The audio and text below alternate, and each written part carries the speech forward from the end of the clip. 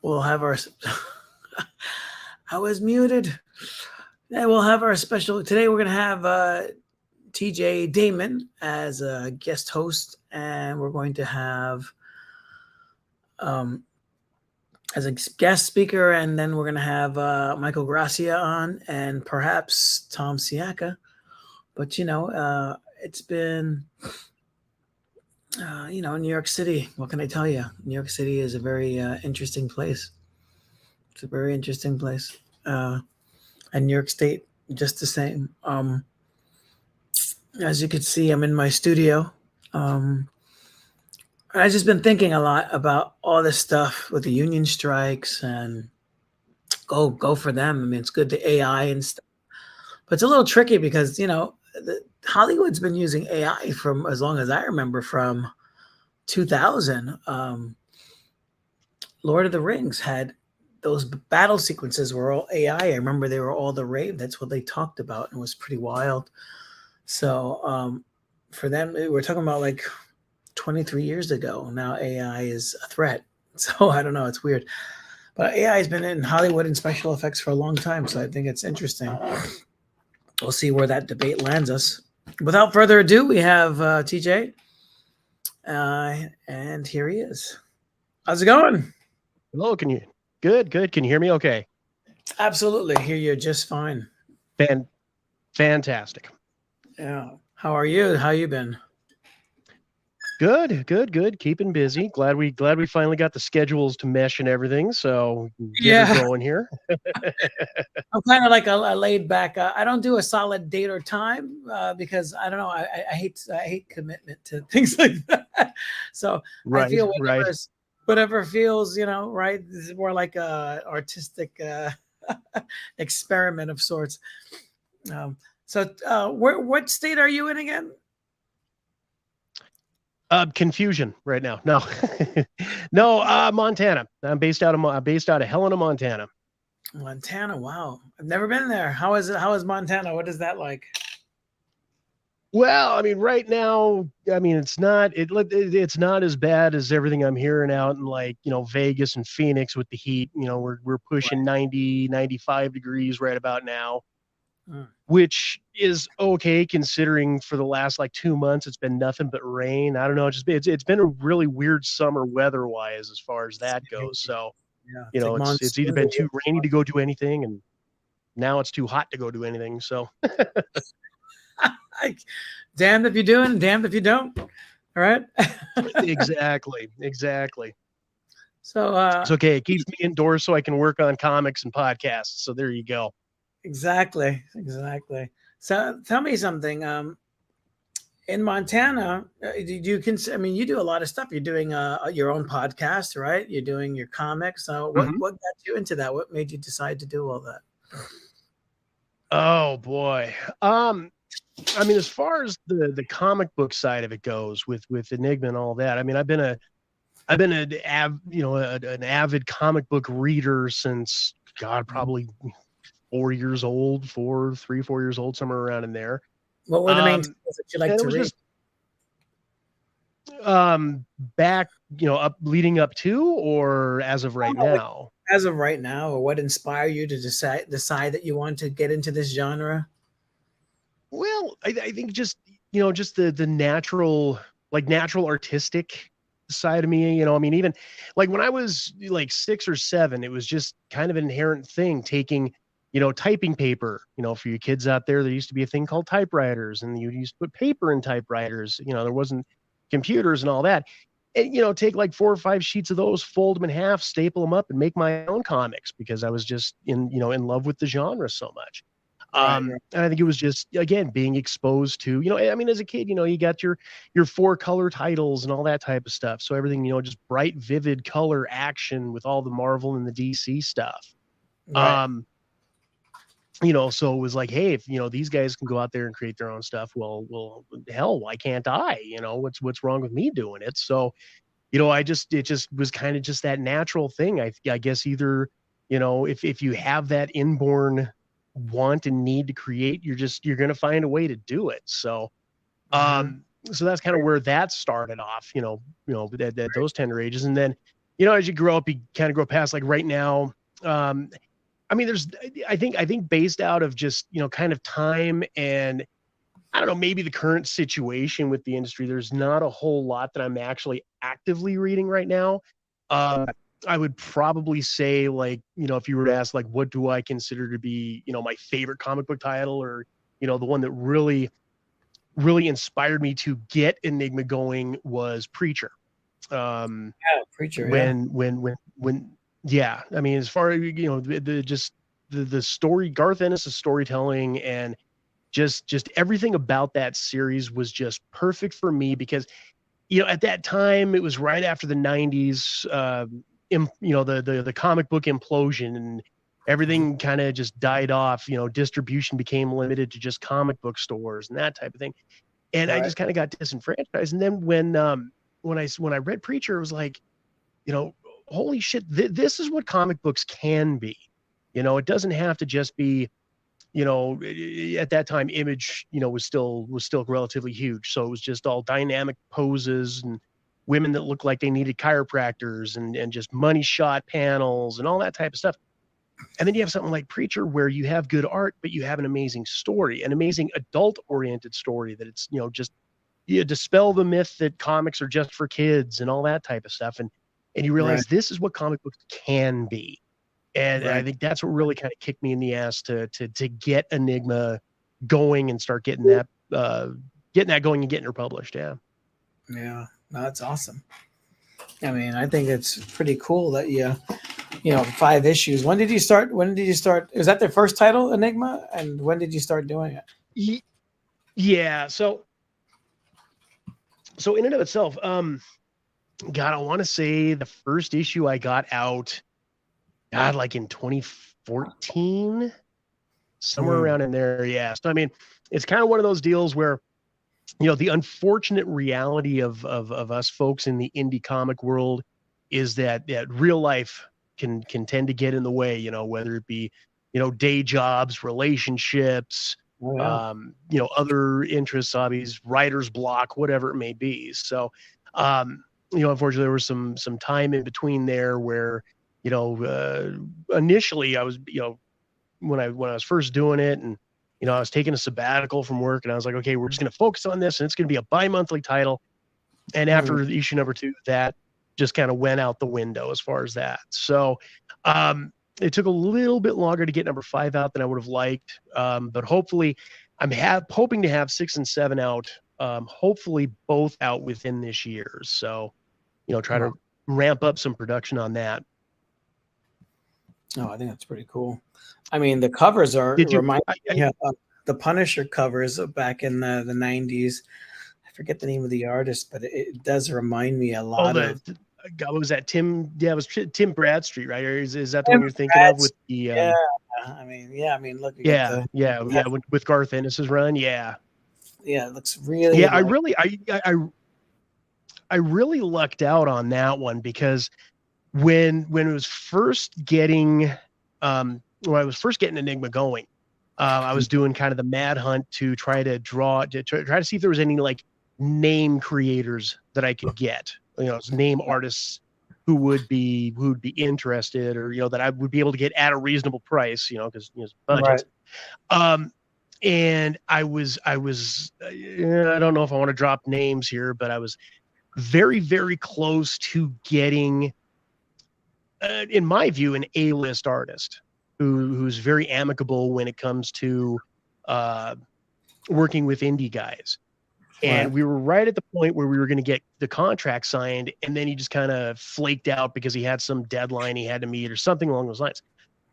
So then right, I happened upon DeviantArt, and then that's when I found this guy Joshua Chinsky, and he right. did the covers for the first 4 issues and just did an amazing job, Oh yeah, great. with it there. It's great stuff. You know, and they feel Yeah, so and it's feel like a movie. They feel like a movie theater. Like you're looking at. It feels like you're looking at a movie poster or something. I think it's pretty cool. yeah. Well, it was funny. The very first con that we had worked, people thought we were trying to whore out a TV show. They were like, "Oh, it's like Supernatural. When does it go on the air?" And I'm like, when an agent picks us up, but for right now, you can read the comics." So there was that kind of mentality for the first con run that we had trying to sell these guys. but but yeah, did you have a chance to go through? And I know as obviously I sent you the advanced copies there. Did you have a chance to read through them?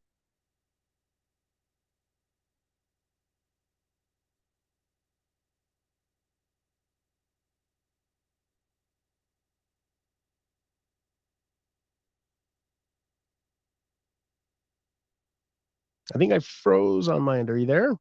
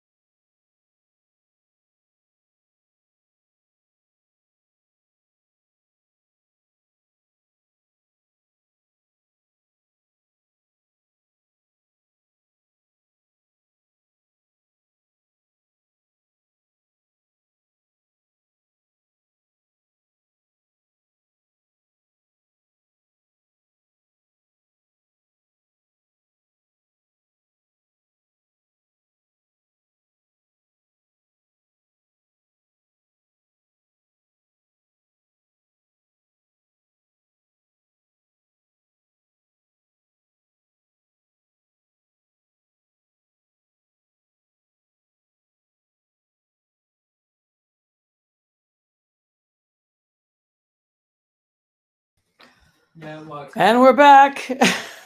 Sorry about that. Hey, all right, there he is. We just had a major blackout over here. It took several minutes. That's I don't. I live in the mountains now, New York.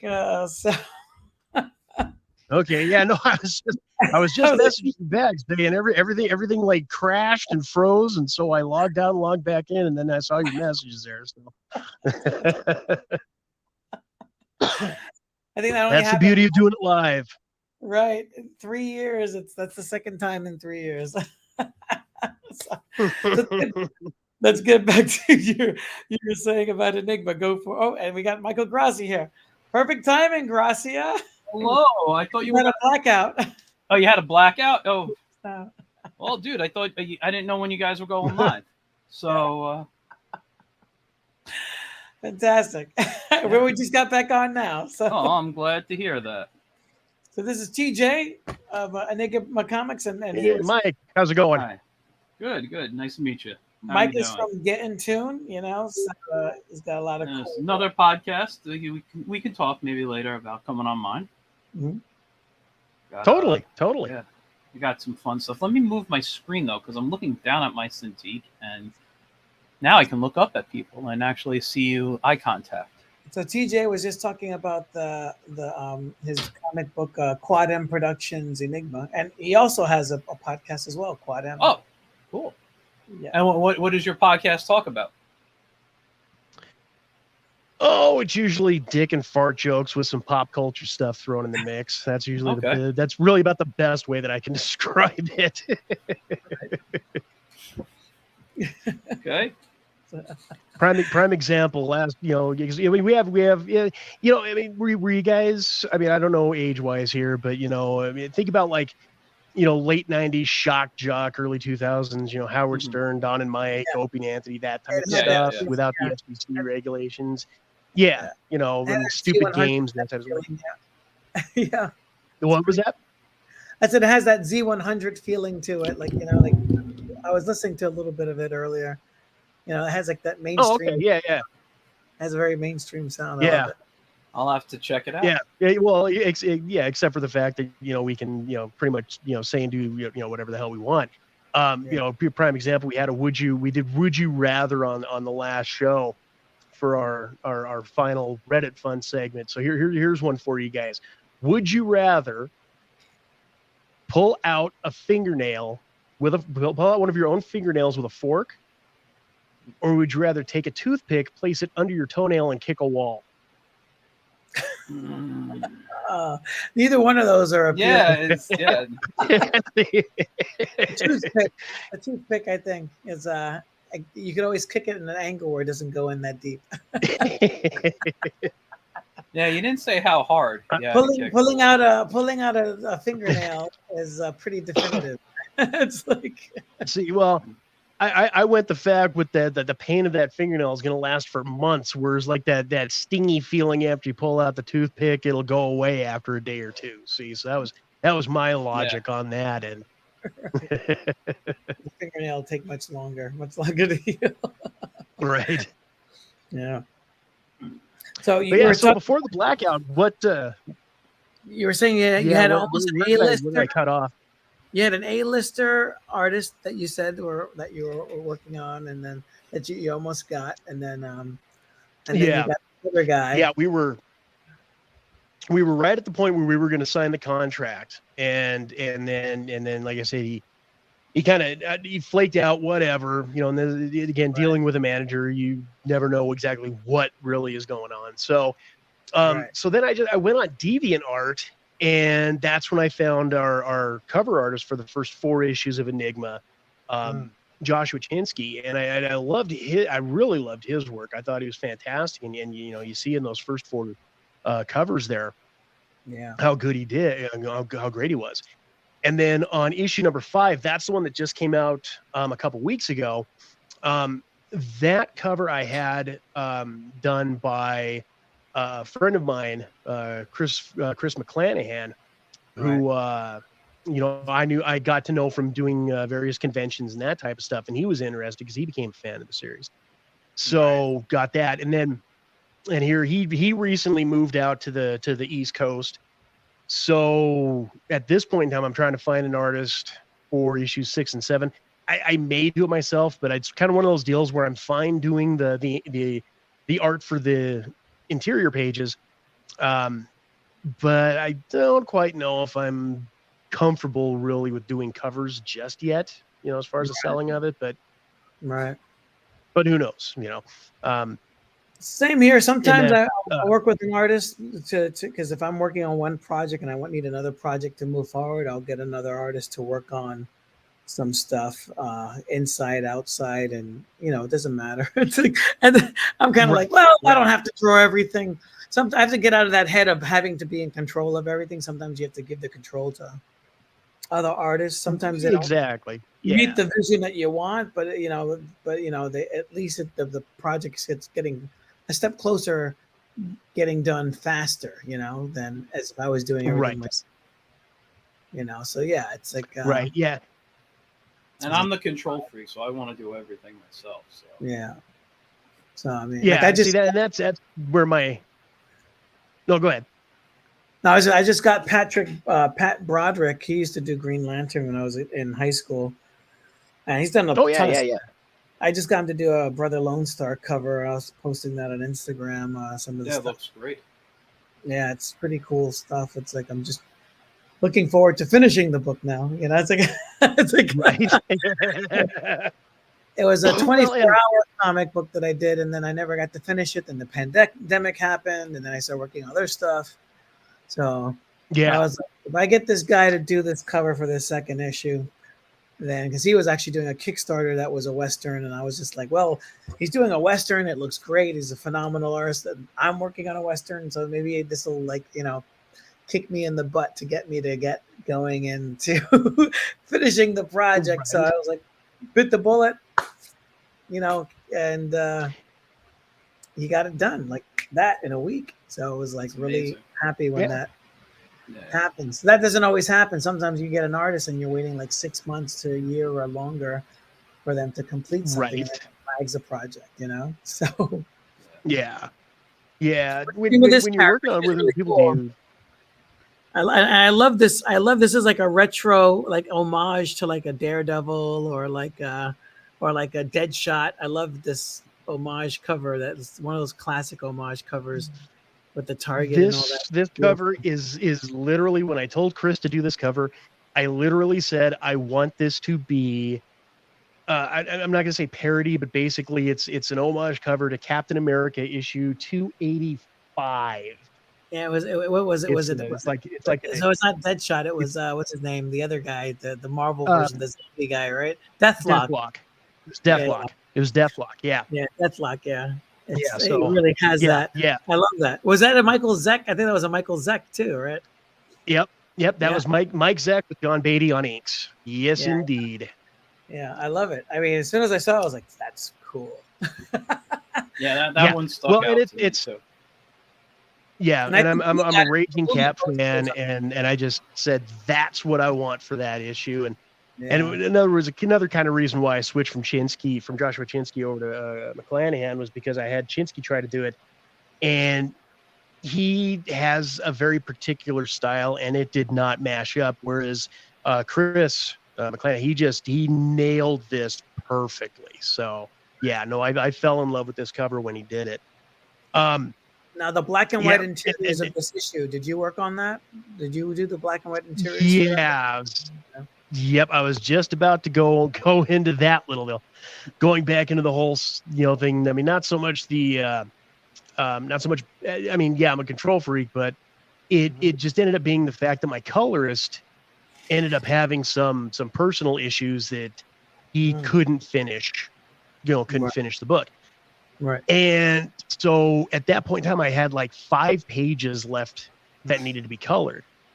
Right. And I said, okay, I can't afford to hire out. This is all just basically, it's all just been kind of a work of love, and whatever money we make at conventions, is going back into, getting the next issue, published or whatever. Right. And so unfortunately, with him having to bow out, it then became a case of, okay, what do I want to do? And at that point, that's when I decided, you know what, just screw it. I'm going to go black and white with it because sometimes, and if you notice in those earlier Enigma issues, the colors were too saturated and it just kind of killed the line art. And so with that in mind, it's like, well, number one, if it's a noir detective style series like this, black and white works. People aren't as opposed to black and white nowadays as they used to be because, I mean, shit, look how popular Walking Dead was, when that was running. So, so on that end, and so with that going forward, it's just, I'm just going to go black and white. That way I've got full control. I'm not worried about line art getting killed. It's everything, I can use black and whites and shadows, across the board there. And funny thing there was right towards the end of getting issue number 4 done, prior to, and you can tell in those first 4 issues, and I'm not happy with them from my own artwork perspective. I was using, what I'd say is that my pencils are analog. So, I mean, they're real pencils on paper and all that. And then my inking is digital. And up to that point, I was using a Wacom Bamboo, which I don't know if you guys know, what a Bamboo is, but it's that pad that's off to the side. And it just, you get that hand-eye coordination. Everything just becomes very stiff and very, it's not as fluid as I like it to be. Yeah. And so then, like, if you compare, what's that? No, I agree. Yeah. Oh, okay. Yeah. So if you actually look at that artwork from issue number 5 and compare that to the first 2 or 3 issues, you can definitely tell the difference from when I was using that Bamboo to where I upgraded to an actual art monitor. And it made a huge world of difference.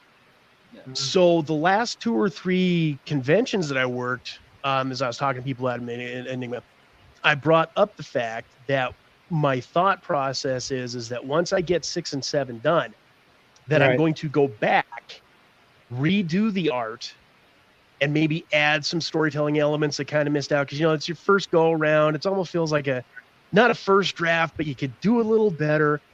And damn near all of them said, "Oh, give it to George Lucas treatment." I says, "Yeah." And they're like, "You know what? That actually would be really cool." And I can kind of justify that because if I'm doing new art and I'm adding more story stuff to it, then if I'm trying to resell as a collected trade of those first 7 issues, they're getting something more, than just buying the same books over again. Yeah. Well, it makes a lot of sense. Excuse me. Yeah, it's challenging like that. Now, I missed the beginning of the show, so you didn't miss much.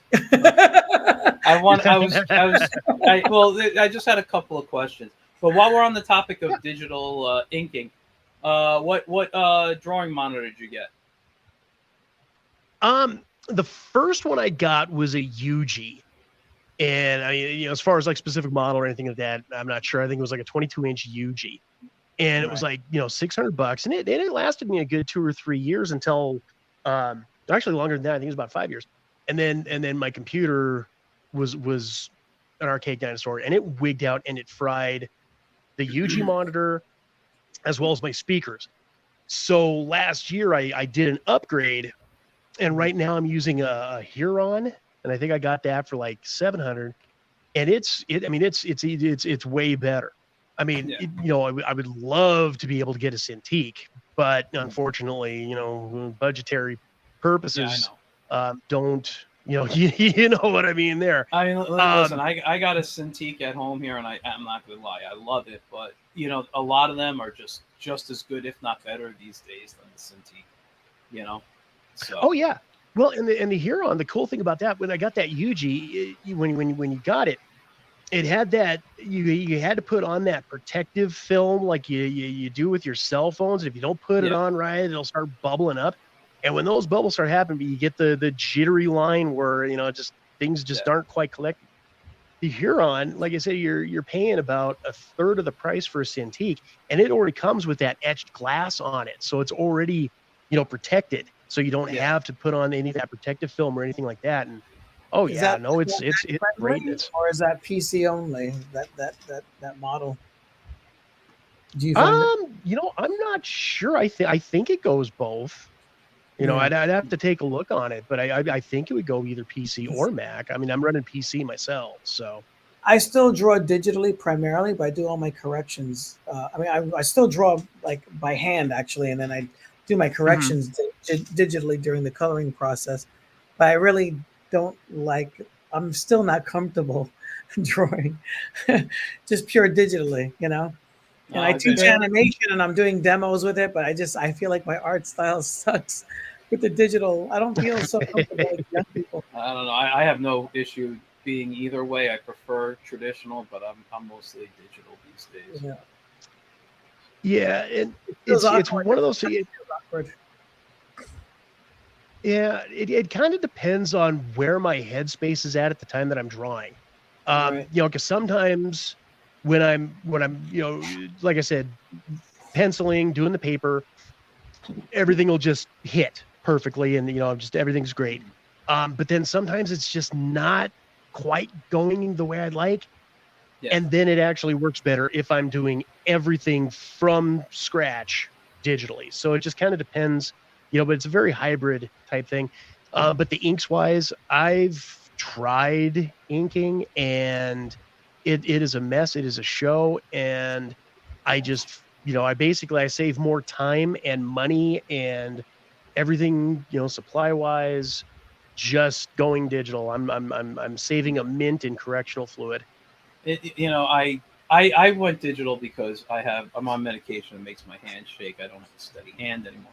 Which Oh, is okay. so I can pencil traditionally without an issue, but when it comes to inking, if I don't have that undo button, it's a mess Right. on paper. So Yeah. that's why I went. Otherwise, I'd probably still be doing everything traditionally except for the coloring and lettering, and I would have brought that in, or maybe just the coloring. I would have done digitally. But yeah, so how long have you been doing this book for? You've been It's got 7 issues coming out, so it's yeah, a lot. but Yeah. Well, and yeah, so like we got the first issue published in 2017 or 2014, and as I was telling Ray here a little earlier, the unfortunate realities of just real life ended up kind of dragging things out. The first two issues I yeah, actually had out within a 4-month time span. Um, but then you know, again, have to do 40-hour-a-week jobs and relationships with girlfriends and family and da da da da da da. Da. So that pushed out issue number 3, and then issues 3 and 4. 4, I think I got number 4 out back in 2018, and Hmm. then was getting everything going, and then of course, pandemic hits about a year and a half later, and it's a entire show there. So once we got the ball rolling and started getting going with issue number 5, then things just kind of popped and was going. And a bit of the delay there too was waiting on my colorist to get pages back to me and stuff. But here again, just the avalanche and snowballing of the personal issues. right. Um, I and mean, here again, sometimes hopefully, no, go ahead. I have a well, I was tendency to gonna say, hopefully, go hopefully going straight to black and white, I can get this out in a more timely fashion. Now, I wanted to ask. I'm sorry. I was listening to everything that you said, but I had to get something out through my phone by a certain time. So I just Sure. taking care of that. But I wanted to ask you when you were talking about going strictly black and white. Do you mean just like black and white, no grayscale, no nothing, black and white. I just was solid black and white You line know, art?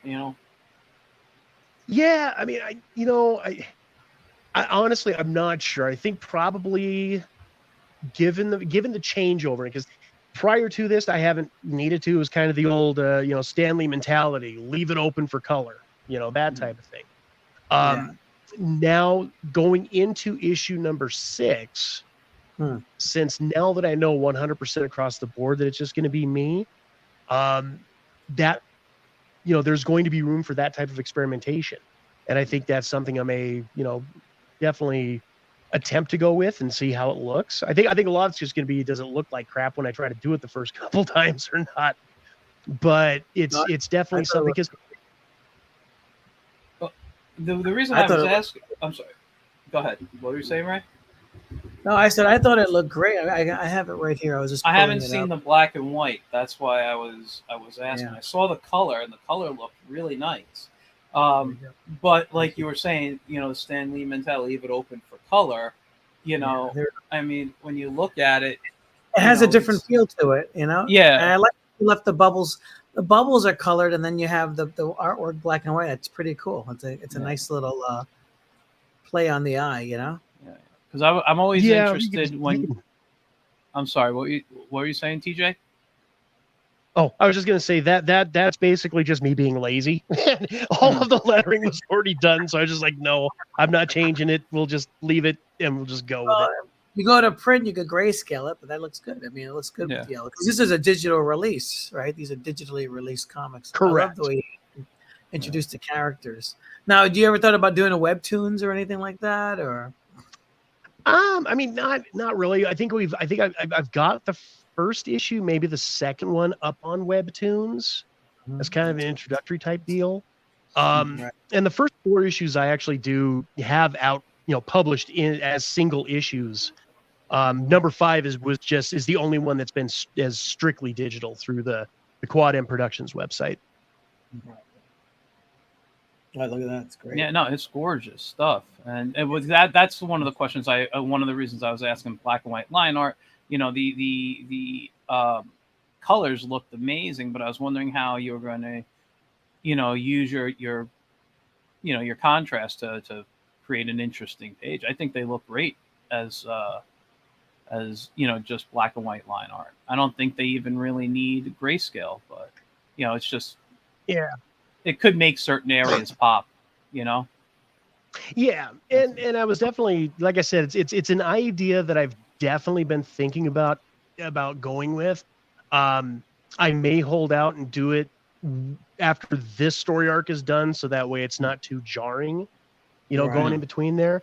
But yeah, I mean, it's kind of one of those deals where you see something like this where you have the stark black and white, playing off of each other, where you can do a lot of really cool negative space type stuff and all that. Yeah. But then I go and I look at Walking Dead, or I go back and look at the Akira mangas, the Akira mangas, and you see just the beautiful, the beautiful grayscale work that Otomo was doing back in the day. Yeah. So yeah, it's amazing. You make me want to look through something right now. What's funny is that when I first read Akira in the 80s, it was colored by Marvel. I think, no, it was Epic magazine was putting them out. And then when the Dark Horse came out in black and white, it blew me away. I was like, wow, this looks like great. I actually like it better in black and white than I did in color, Yeah, I mean, it's just beautiful in black and white. Yeah, it's just really, like, what the fuck? It's like really good, Yeah, this is great. You get your own shop, your productions, all that stuff. It's awesome. And where can we get these books outside of shows? Can we get it off your website? Well, on that back page there, boom, right there. Yep, at quadmproductions.com. Yeah, that's great. So that awesome. we got all the branding there. We got the comics, we got the T-shirts, we got. Oh, of course you can. We listen to the Quad M show from there. If you don't have a podcast catching app, which nowadays I don't know anybody that doesn't, but yeah, right. Yeah, all of our stuff you can get right there at quadmproductions.com. So what really inspired you to start wanting to draw and write? Like, as a writer, what were some of the things that sparked your interest as a young person, wanting to write and tell stories? What was the process behind that led you to saying it's got to be comics? Like, why not television, or why not? Well, I think because at the end of the day, at 6 or 7 years old, you just become your own writer, because who else is going to write your stuff for you? I mean, you're just Exactly. You're sitting there on a Saturday morning with your again the folded over typing paper stapled down the middle, and you're just going. So I just kind of became my own writer just by proxy as far as that goes. Right. And And as it got older, also, did you take like, writing courses in college, or you just kept going with it, or just like, no. It's what was your journey? It's kind of like, one of the everything is the what? I said, what was your journey like leading up to that? Like, what are some of the things that you? I mean, it's basically it's everything through here was self-taught. So I think just basically a lot of writing style of what I read, and again, inspiration coming from other mediums like TV and movies and books, novels and comics and all that type of stuff. So were you ever into the Garth Hellblazer before Preacher? Did you read his earlier stuff for Vertigo, like before you got the? I didn't. No, I did not read. I actually found out about Preacher and Garth Ennis through Wizard magazine. God bless their soul, from back in the day. Yeah.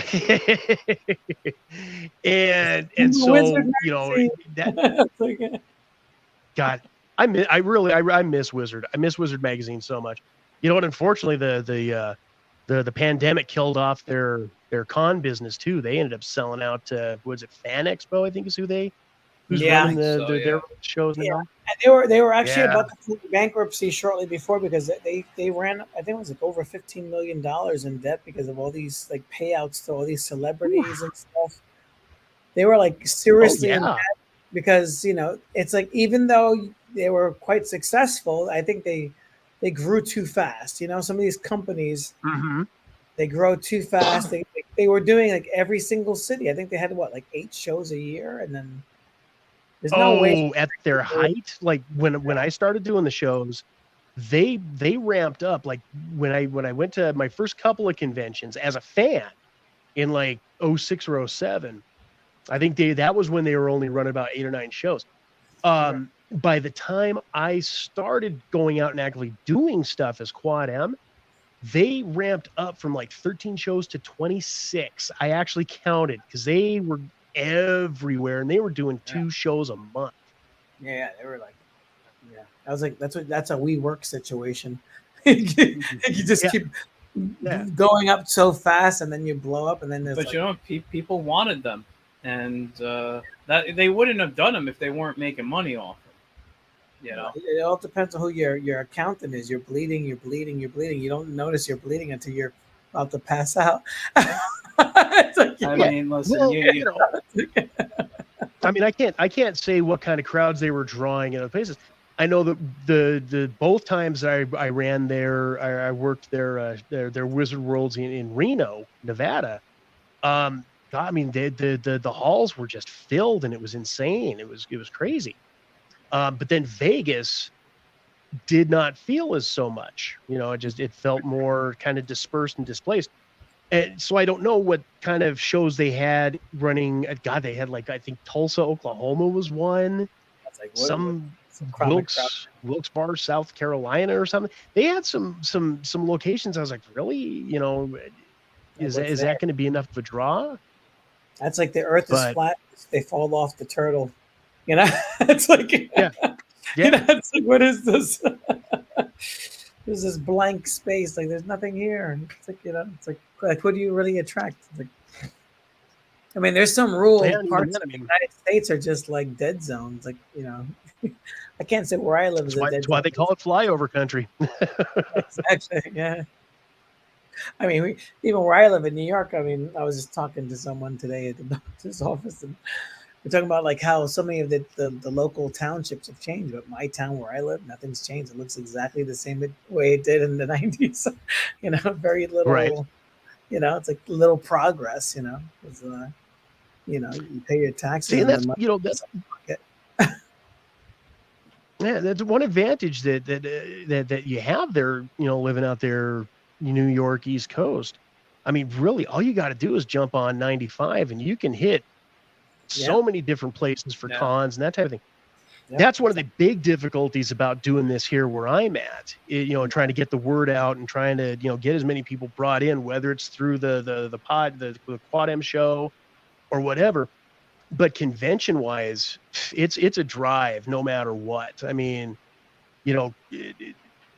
we just did a show, a month and a half ago, something like that, where, Spokane, that's probably the closest big city, that we got, and that's 4 hours. That's a 4-hour drive. Wow, 4 hours. Jeez. Yeah. Well, Montana, I think Montana is like the 4th largest state. I mean, there's like, I was reading somewhere where like you can fit pretty much all of New England and then a couple of other states. You can fit a lot of the states in Montana in itself. I think like Alaska and Texas and maybe one other one is bigger than ours. I mean, crosswise, just driving from one end of the state to the other is like a 12-hour drive in and of itself. But yeah, I mean, just to try and do shows out of town, because there's really, I think we have one like real tiny little anime convention here in Helena. MizCon is kind of the big convention, but they've become more steampunk, and it's very much a good old boys network. Like, unless you know the guys, you're not getting a table at their show. So yeah, I mean, so any show that I want to do. You have New York Comic Con to come that way. You have New York Comic Con like that. Yeah. Well, let me. How many shows a year do you do? I usually try to get 2 to 3. Really just kind of depends on, work schedule and the situations. Like, I just actually started a new job here, about a month ago. And so I had Spokane already scheduled, so they knew that one ahead of time. But I was looking at considering doing either Rose City, which is held in Portland, or going down and doing FanX, which is in Salt Lake. But just because of the fact the new job, I was like, no, we'll just wait and hold out, and then I'll try to do 2 or 3 shows next year. So I've got it lined up. We'll do Boise. They got the Gem State show in Boise. Definitely try to get Rose City in Portland next year. And then maybe I found out they got one in Cheyenne, Wyoming, and we've never done a show in Cheyenne. And I hear they actually have they pull a pretty decent crowd, because you got like northern Colorado, Montana, the Dakotas. So you get a good, a good conglomerate there. But yeah, I mean, like I said, I think the longest I've gone was the 13-hour drives to Reno and Las Vegas as far as driving goes. I learned my lesson back in 2018. The what? 13-hour drive? Yeah. That's both ways or direction? No, that's one way. Oh my God. Wow. That's crazy. Right, but we've both traveled. I mean, I've never traveled 13 hours for a show. I think the most I've ever driven to at the furthest was like Atlantic City, and that's I went to Buffalo, New York, which is 3-4 hour drive. 6 hours, but I took a plane. I was like, I can't drive it. I'll pass out. I've done the drive. It's not bad. Yeah. And see, I learned my lesson as far as shows where I'd have to fly to. I will never do a show that I have to fly to again. I did Chicago back in 2018, and no, it was actually Wizard World. They were still running shows at that time, so it was the 4-day Wizard World. And God, there's no way I can afford to do C2E2. Their booths are way too expensive. Oh, wow. I mean, what is it, like $600, $700 just for an artist alley table? It's insane. Yeah, they're insane. It's funny. I don't understand why their Reed Pop charges so much. San Diego Comic-Con, which is happening this week, starting today as we speak. Their tables are really affordable and really cheap. Like a small press is about like $500 or something like that, or it was under $600. Really? And small press is a bigger area. If you wanted an artist alley table, it's like $300, $350. It's which really isn't bad. I mean, nowadays, Mark, that's not bad. Because they know that the hotels are going to gouge you, the flights are going to gouge you. So if you're not a local, they really care about their community. They really do. You could see that. Whereas New York, they're just like, give me your money, because they're not New Yorkers, Right. Reed Pop, does C2E2, New York Comic Con, and all these other big shows, and they don't care. Yeah, and I've never really talked to anyone who's actually worked the San Diego show, so I don't know. See, my biggest fear, my biggest concern, like I sit here and I say to myself, I will never do San Diego, because it would just, to me, seems that everyone's more concerned about getting to Hall H and checking out all the new trailers and checking out all the panels, and it's become more pop culture than it actually is comic book based. Like unless you're a comic book name as an indie guy, you're probably not going to get any notice whatsoever. So I don't know if it'd be worth the time and the money. Yeah, it's definitely a loss. It's just a networking thing. You're probably better off just going there networking without a table. But I feel a lot of the big shows are like that. I mean, I won't go into my diatribe I have on shows. Ray knows it, but I feel the big shows are exactly what you're talking about. All of them are like that. You know, when I do a show now, I'm actually looking for shows that are really comic centric and that are, you know, that aren't about the celebrities, aren't about what the trailers are, aren't about any of the stuff other than comics. So I'm specifically looking for those shows now. I want, you know, I want to support those shows more than the big shows, because a big show I'm going to go to, and you're right, there's a celebrity there, a big name artist, I'm never going to be seen.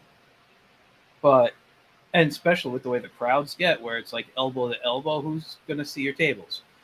So it's go to a show where people are specifically looking for what you do. I'll tell you something funny. I made more money when we were just reopening during the pandemic, and San Diego didn't have the big movies and all that stuff. It was just comics. It was like a traditional comic book convention.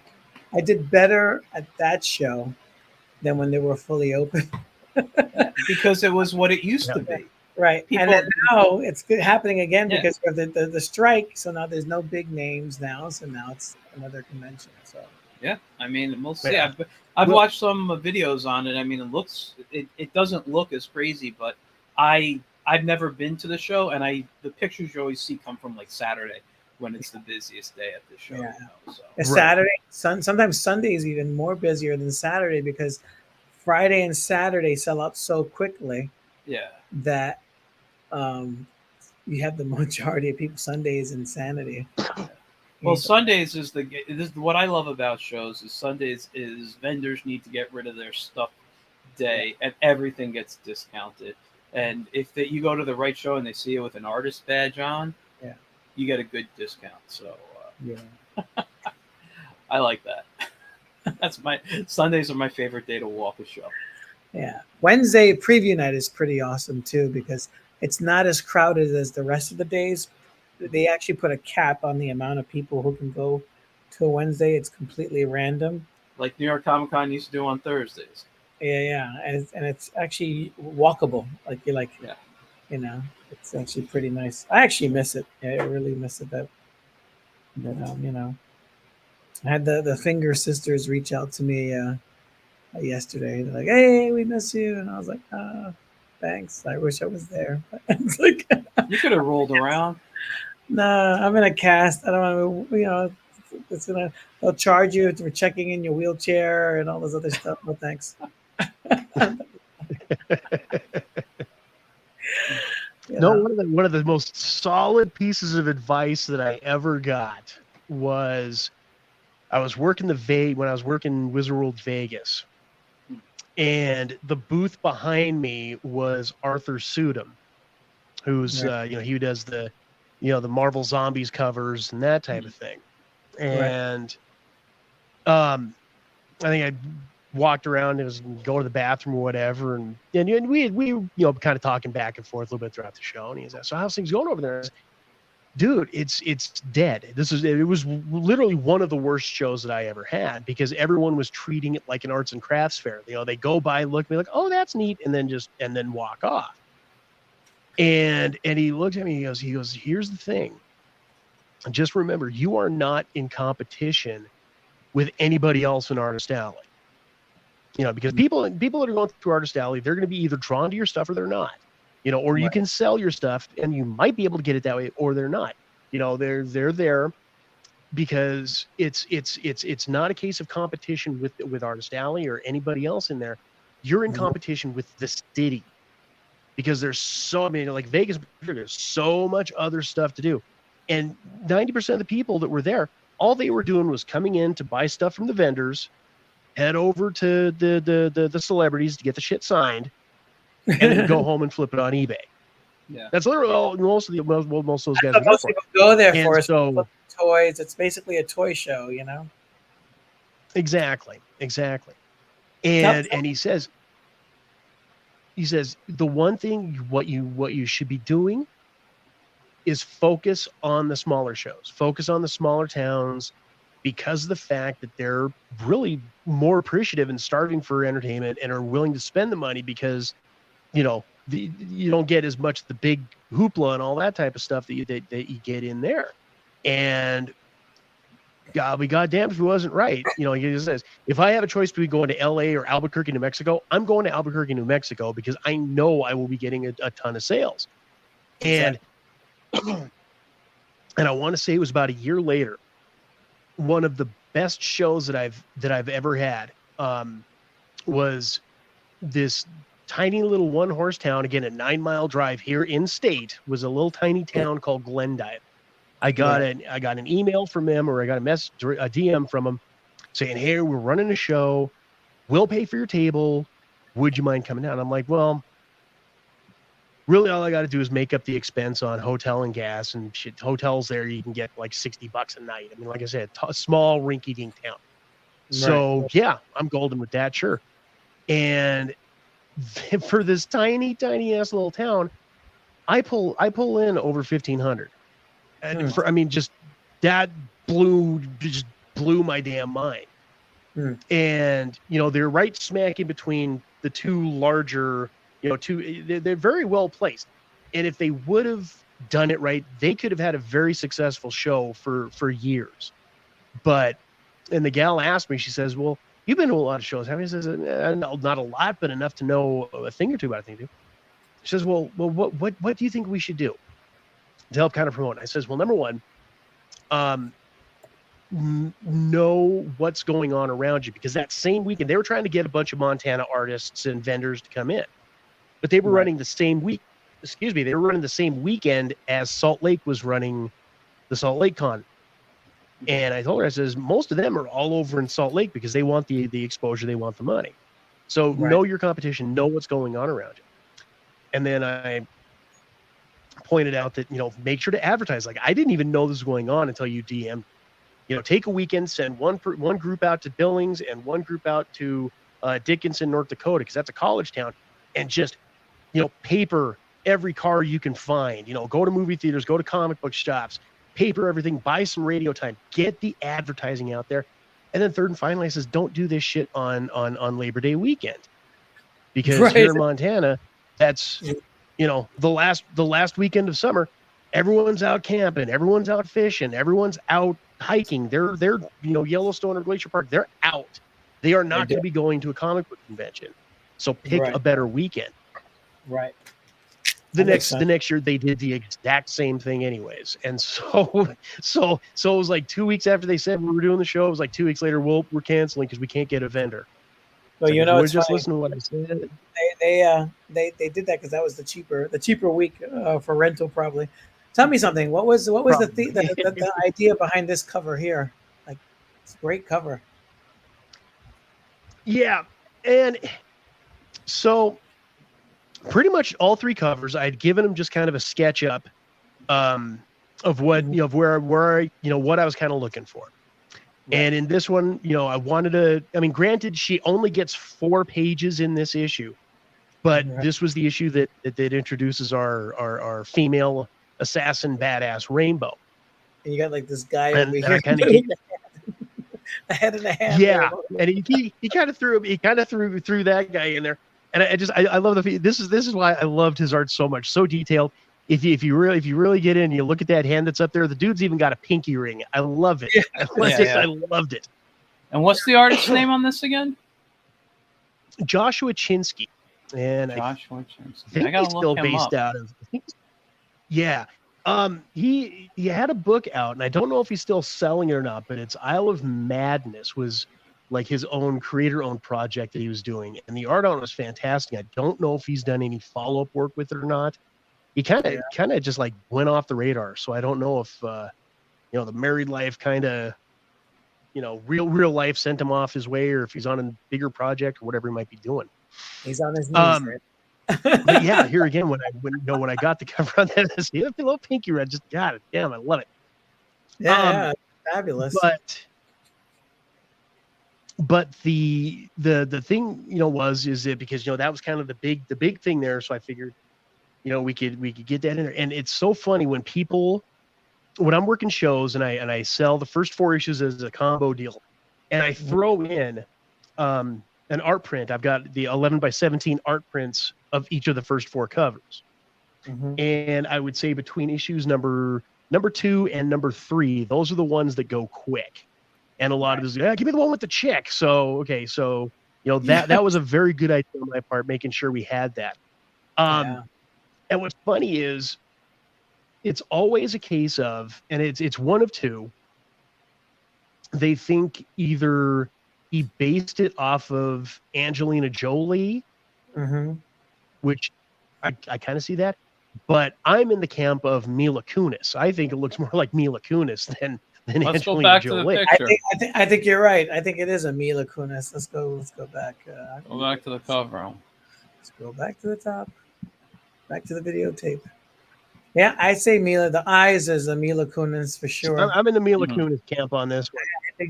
I think so. And Yeah, I can see that. it's funny that This one's great too. This is really fabulous cover. Really, yeah. fabulous. That one I just kind of wanted that reflection in the serial killer's knife type of vibe. I think you pulled it off rather well. I like the way that one turned out. But my favorite cover, the one that is actually the wallpaper on my phone and my tablet, is the issue number 3 cover. That I just think is just a beautiful piece of artwork. Beautiful. Yeah. Yes. Yep. Yeah. I love that cover. I could totally see this as a television show.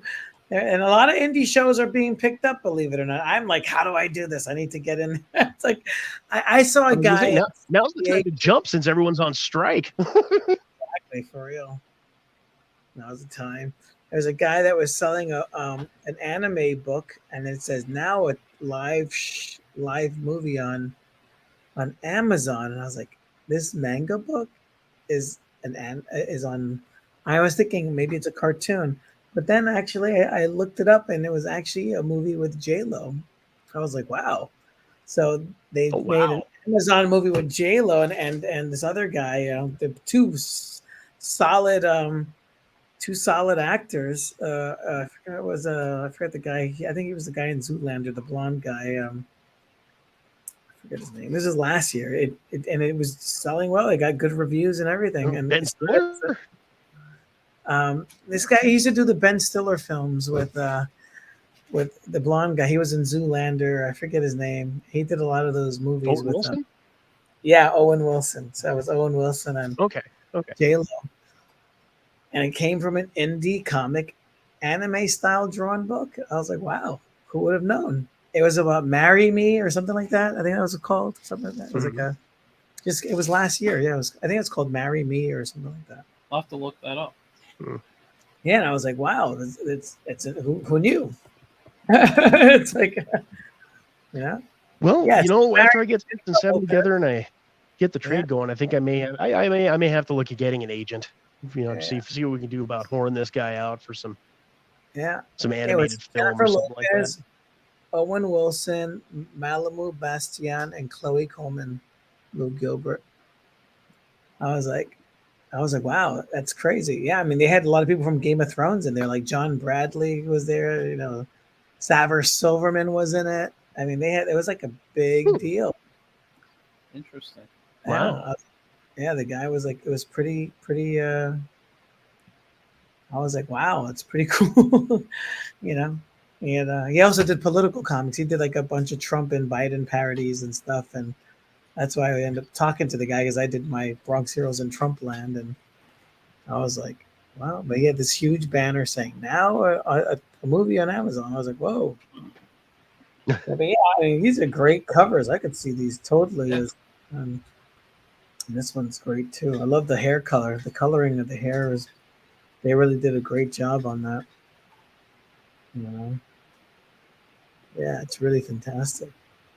So, what is some of the things that I'm trying to dig deeper into you, like about the process? Like, what is your writing process? Like, what are some of the things that you do when you're like? Does the images come to you first and you write them down, or is it like the words come to you? Like, how do your stories? How do you create stories? How do they come to you? Just for some of our I mean, listeners. usually just yeah. It really just kind of, I hate to be that vague, but it kind of goes back to the drawing process. It's very hybrid. It just kind of depends on So you draw first, or do you what see it the is. image? Or So in my mind, I'll have the idea of what I want kind of the story to be. And so like in my head, I may have like 2 or 3 scenes that I say, okay, I want them to do this. I want them to do this. I want them to do this. And then, I'll kind of thumbnail those out a bit. And then, and kind of fill in the middle, and just kind of flesh it out based off of, 2 or 3 things. The big thing is making sure that I've got some kind of beginning jumping on point and making sure that I know how I want it to end.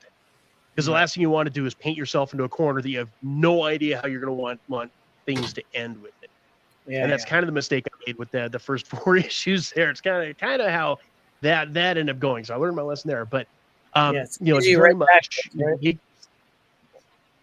writing like a lot of people, like a lot of writers will say, write your ending first, and then work your way to it. That type of deal. And in other cases, I will have a scene and I will write out the scene because I just know dialogue wise. In kind of back in the issue 2 there, where we get the first appearance of Rainbow, and she's she's got the contract hit on this guy that hits on her at the bar, and it's like I said, 4 pages. He picks up on her. They end up going back to his room, and then that's when he ends up suffering from the Mickey that she slips in the drink that he was drinking. And I had that guy full dialogue, full panel layout, everything written in Word before I ever penciled a page on it. Because I just boom, it was in my mind, just go, and it was perfect. And then I mapped it out from the dialogue there as far as how I wanted to pace things out with panels. So, and when you're a writer and artist, I'm pretty sure, I mean, I'd have to talk to other guys that are, full boat creative on their own. But it's kind of one of those deals where you write it. I guess you create it as you create it, whether it's writing full script first, whether it's a scene, page, whatever it may be, and then drawing based off that. Right. Or if you're doing the old Marvel method where you've got a plot and what you want to do, draw the pages and then script according to the pages. Right. That's I usually like to have a bit of a script first.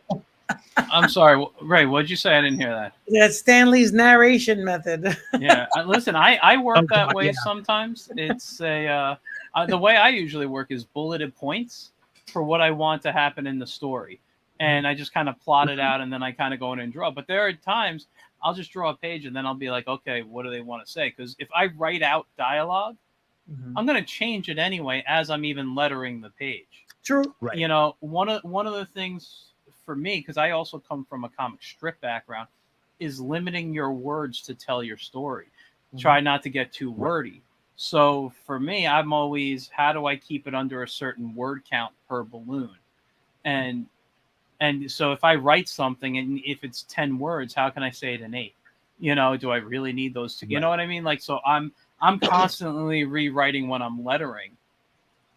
So I just kind of say, for me, it's no point to write scripts anymore, but to have just the plot, and say this has to happen in the first act, this has to happen in the second, For me, I always get the ideas in the brain. Like I'm lucid dreaming, and then I'll wake up and like, oh, that's a great idea. Let me see that. Let me write it down. It's right. Yeah. Yeah, no, I like a good point there as far as changing scripting and wording and that type of stuff while you're letting. I'll have like a grand 3 balloon You know, and I think my limit has always been no more than 25 words. But again, whittle it down as best you can, just so it's not over expository type stuff. But sometimes you'll have this grand thing that you want to do there, and then all of a sudden you realize, you know, shit, I don't have enough room in the panel for what I want to do because of what I drew. So then you gotta adjust and edit accordingly and all that. I think my biggest thing is when I'm doing scripting, and whether that is, you know, at the, you know, computer when I'm drawing or fleshing out or bullet points, however it might be. And again, I do the bullet points as well. It's just fucking hybrid mess. When I'm actually figuring out dialogue, I like to try to sound as natural as I can. You know, like, I mean, if you took a transcript of our interview time talking here, the grammar and broken English, we would sound like a bunch of lunatics if you actually read it on a page as we were talking. Like a Will Eisner. And it's kind of, you know, right. Yeah. So, you know, so there, it's one of those things where I try to make it sound as natural as I can without sounding like too slangy, but not perfect, succinct Queen's English, because that just, you know, I'm not Chris Claremont. You will never hear me write phrases like the eldritch beams of magic coming forth from. No, you're not gonna. That's never gonna be anything that's gonna be coming out on the page there. But you know, again, I don't know. It's weird. It's a fine line. But when I'm doing that scripting, if you just walked in the room, you'd think I was a lunatic because I'm sitting there talking to myself. I'm having these conversations out loud. Yeah. So it sounds right before I'm putting it on the page. Right. Makes sense. Now, you know what? I didn't ask you. I missed this part, but what is the comic actually about? And with that, 24 pages. Sorry, that's my usual joke line. I'm sorry. Yeah. No, it's okay. No, but you know, like is this story something that like comes from old work that you've done? Like, how did you come up with the story, and you know what's it about? Well, grand overview description that I usually give out. Enigma is kind of a crime noir style based action adventure with a little bit of horror, sci-fi, dark comedy, drama, all kind of thrown in there. But at its core, it's crime noir with a taste of horror.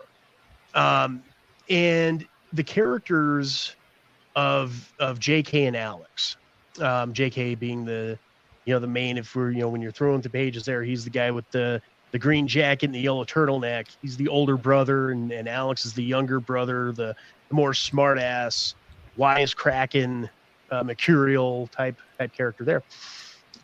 Again, those are characters I created back, I don't know, 4th, 5th grade. I mean, they've just been around forever. Yeah. As far as the space in there, right? Yeah, exactly. Yeah. And so, as far as the story in and of itself, it was just more of a case of, okay, for that initial story arc, what can I do to get them really going? Because I mean, I had, like, as a kid going back, I had this thing about, like, Alex was, came from the future and this and that. And then, I willed it down to be a little more realistic. But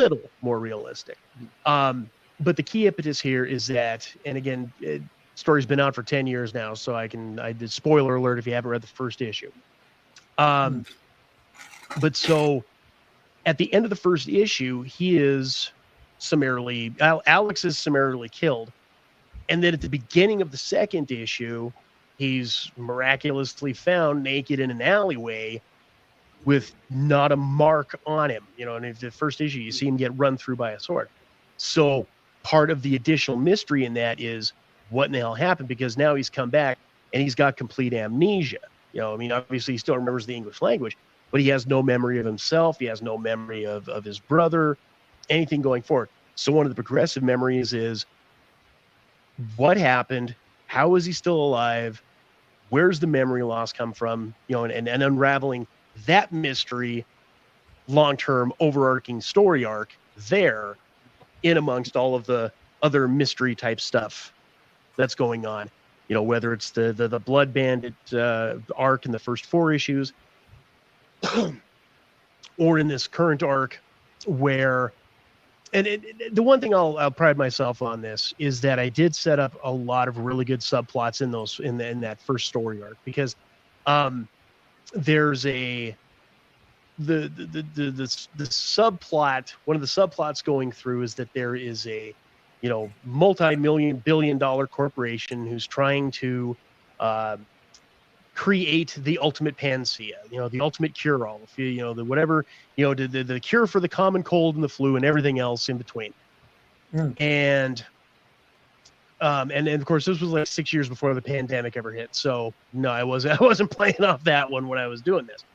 But because, business being business and all that type of stuff, the heads of the corporation saying, no, we need this tested now. Screw the FDA, screw all that. You've got 3 weeks to make this happen.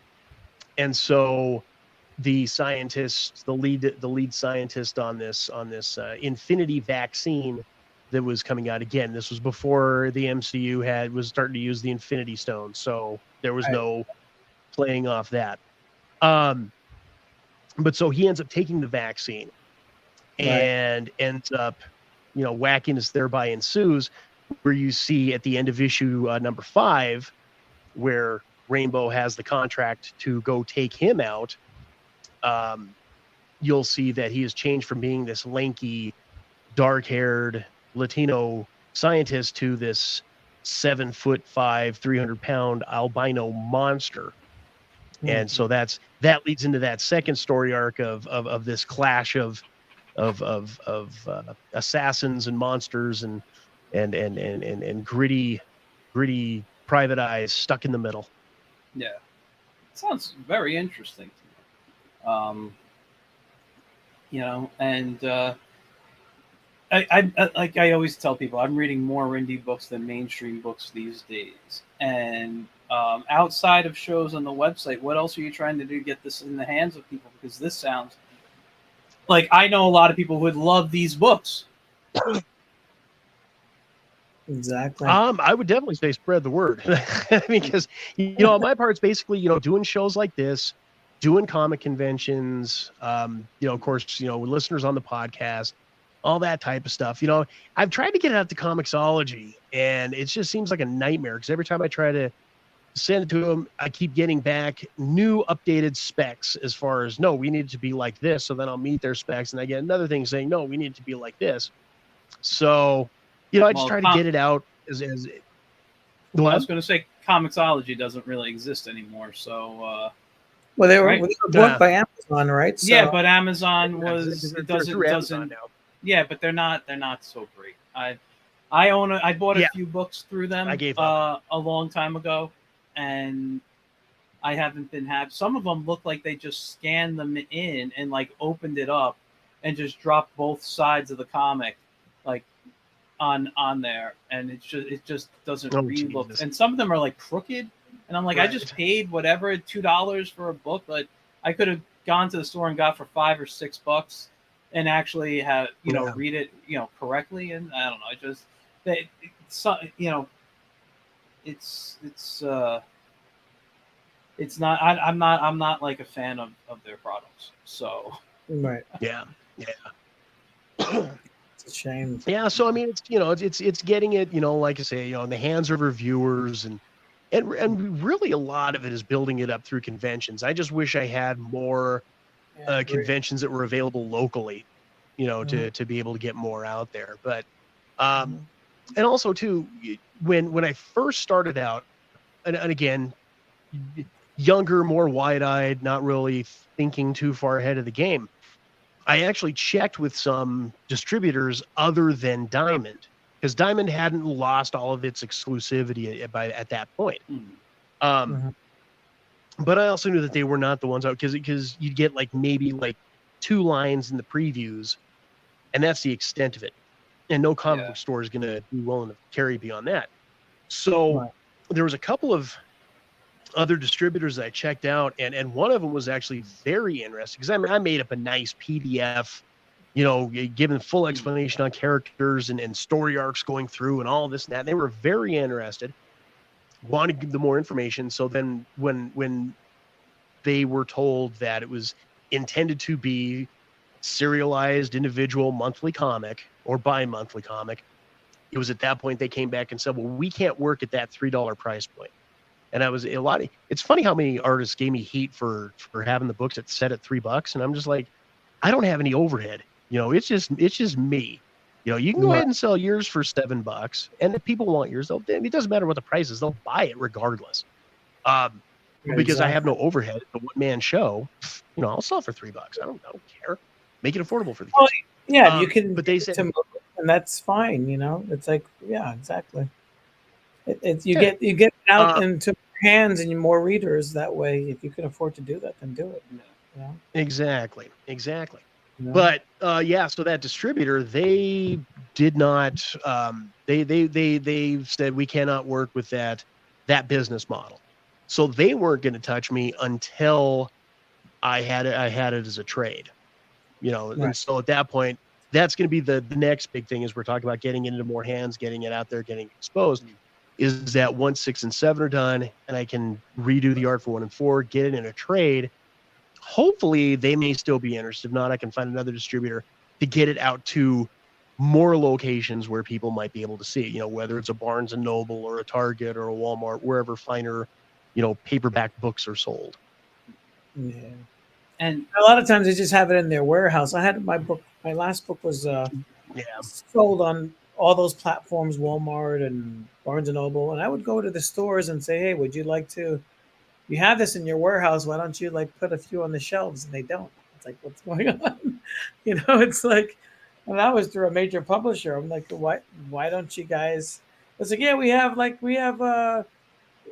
X amount of copies in our warehouse. I said, well, why don't you order 5 and put them in the store? I'm a local writer. I'll even sign them and do a signing for you. And they're like, oh, that's a great idea. But then nobody follows through. That's Barnes and Nobles. I went to 4 or 5 Barnes and Nobles in the area. Only one in Westchester actually. Actually, was it the West? No, it was one in Connecticut that actually bought it out of all the Barnes and Nobles that we hit locally, about 10. Only one in Connecticut actually carried it in their stores, and it sold out the same day they got them in. So, wow, interesting. That's good. I didn't know that. Yeah.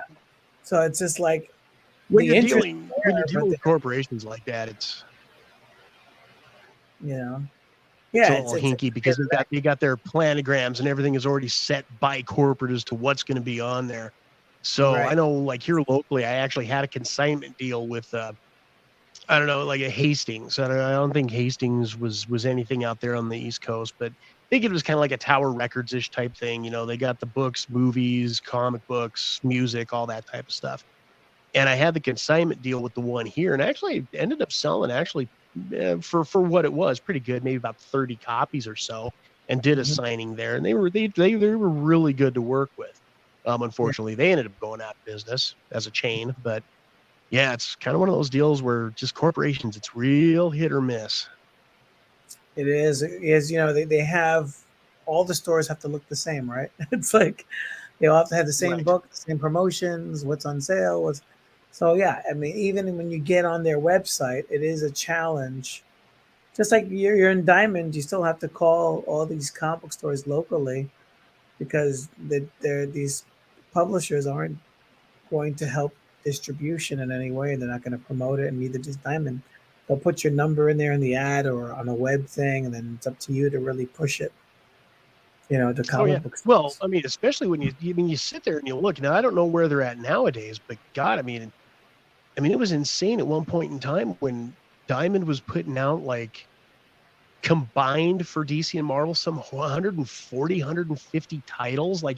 I mean, just looking at Diamond's 100, it was a case of there was one month where I actually looked at the numbers and I was like, Marvel had 80 titles in 1 month and DC had 75. Mindy, how are you going to be able to compete for that kind of shelf space at a comic book store? They're flooding the market intentionally. They do that intentionally. They know they're going to take a loss, but they do that intentionally to push indie publishers off the shelves, including Image and Dark Horse. They just want to kill them. So you got 10 or 11 titles of Batman. It might be even more than that, but almost every month Batman's like the Wolverine of the 90s. He's in fucking every book. Batman. Yeah. So And like I was looking at webtoons the other day. There's even a Batman slice of life comic that's Well, anime style drawn, and it's written really bad, but it's like for the younger generation, and they love is it DC like released? DC, it's Yeah. official, yeah. Because DC did a thing I know where they put a bunch of stuff on webtoons or did a webtoon Yeah, style, and and I it's never like read them, but I've heard mixed Not worth reviews reading. on the stories. But I think it was more than Batman that they did, and well, they have a but, like, bunch. yeah. So I haven't had a chance to read any of them, but like I said, I've heard mixed reviews. It read like a 10-year-old wrote it. It was like, But you know, I mean, and you were saying that it has this kind of manga style, but you know, It's first of all anime that's definitely webtoon. But right now, I forgot what company, but they're putting out Marvel and DC superhero books now in manga. I Yeah. mean, there's a Spider-Man one that's supposed to be really popular. I saw it in the store, and I've seen a Batman or a Justice League book in the stores. yeah, it's You know, not usually my cup of tea with that, but I mean, I don't get me wrong, I enjoy reading manga, but I want something that I don't know. Or they should be releasing the other, you know, the original, like Spider-Man mangas, which were, you know, a little darker than the American stories. Yeah, that's what I was gonna say. Was it those ones, or was it all new? Was it all? No, new it was all Spider-Man? new, all new stuff. yeah, all new stuff, all Okay. kid friendly, and you know. And I happened to be at a store the other day, a couple of weeks ago, and I gotta say, I picked this up, and I haven't started reading, but I'm really excited to start. But you know, the original Captain Harlock stuff in manga here, so I'm looking forward to reading this. I just flipped this book and I stopped reading because I love the artwork in here so much. Tom was trying to, I told him to comment on YouTube, but he was trying to join us, but he had some complications. For some reason, he was in the waiting room, but I couldn't see him in the waiting room. I don't know why, but so he basically said that the book looks good on Facebook. You know, he said that your book looks good, Enigma. He said, we need an agent. And then he said, Marry Me is a funny movie. And he said, he made quite a few comments, but I told him, we can't post your comments unless you put them on YouTube. You know, it's like, No, you should be able to put it just might say Facebook user on. no, I'm at my comments here. It doesn't pop up. Facebook doesn't pop. Their comments don't pop up. Oh, I don't know. It's weird. It's weird. Yeah, I mean, it's just, I don't know. So, what's next? Are you going to keep going with the Enigma, or do you have any other story ideas, or like, are there any dream projects that you're thinking about doing that you just haven't initiated that you want to get to, or? Well, I mean, I had the idea of a grandiose, type of universe, but now it's more just, time constraints. I think once this arc wraps up, there's, I don't know, maybe some more other. I really, the market's too saturated with superhero-y stuff, but there is some superhero-y stuff that I'd like to do, so, it's just trying to find a way to. People want to see more of this genre of what you got here. Yeah, people are moving away from superheroes, I think. The problem with the superheroes is that the superheroes always reflect something that's Marvel or DC. There's very few superhero products out there that stand on their own and don't reflect that stuff at all. Yeah. Right.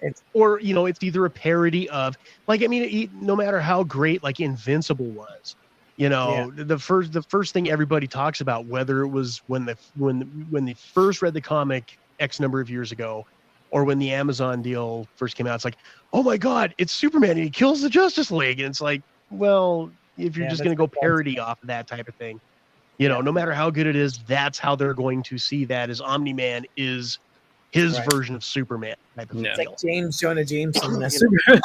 Yeah. It's like right. Well, yeah, and then that's been done to death also. Like as far as the Boys did it, Global Frequency, it's always the Wildstorm did it. The ridiculous Image, a lot of Image. The heroes with the feet of clay type thing. I mean, that goes. You go back as far as Alan Moore on Watchmen with that. And it's like Martial you really Law. want to go that route. Yeah. Martial law did it. So it's been done to death. Yeah, You know, the Brits were the first ones probably that really did it first and did it right. You know, including They did it best. and did it best. Yeah, and everything else is a pale imitation of it. You know. Yeah. It's like Yeah. And Yeah. you know, but so I think you got muted. I can't hear I him. think you muted. You Oh. muted yourself. There you go. am Are I you back? muted? Oh, there Okay, you go. everybody good. Okay, all right. So I didn't hit anything. I don't know what the hell happened there. Good. But yeah, so after after I get number 7 done, I think I still have one more story arc that I definitely want to have out. You know, I mean, again, this is good. This is something where I have plans to go out for a while with Enigma. Again, Mhm. I've got the ending figured out. It's just that destination and that journey going to it. Right. But in the meantime, some other one shots, maybe, another type of project along those lines, just again, a little more variety out there Do you for see any people spin-off that titles swing coming by off our of that? table. Like any spin-off titles you think you might Um, like in the future? not so much spin-off, but definitely something within the same, within the same universe. So there could be, crossovers at some point, that type of thing, where, Right. maybe, playing and intertwining with each other. But at this juncture, I don't really have anything that I would do as a spin-off. There might be like within these within the series itself, like a one-shot issue dedicated to Rainbow, or a one-shot issue dedicated to the character in issue number 5. We introduce Cole the Bounty Hunter. He's kind of that cowboy-ish guy, kind of looks like a cross between Lemmy from Motorhead and Stone Cold Steve Austin. That's maybe Right. an issue dedicated to him, type of a deal. Right. But nothing as far as like spin-off series or anything like that goes. I gotta ask you, what's the font you use? Because I really like it for the bubbles. What's it? What's Oh, for the word balloons? for the word balloons? Like the What word is it? balloons in the comic? If you go through Blambot, Mhm.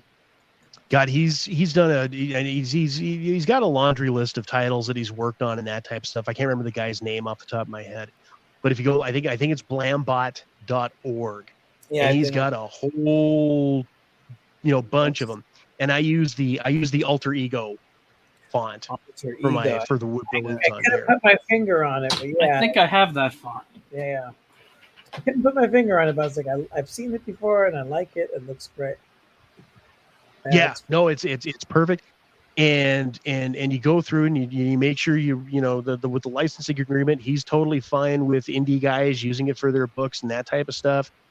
Just don't be doing any kind of real shady embedding type things, and that type of deal.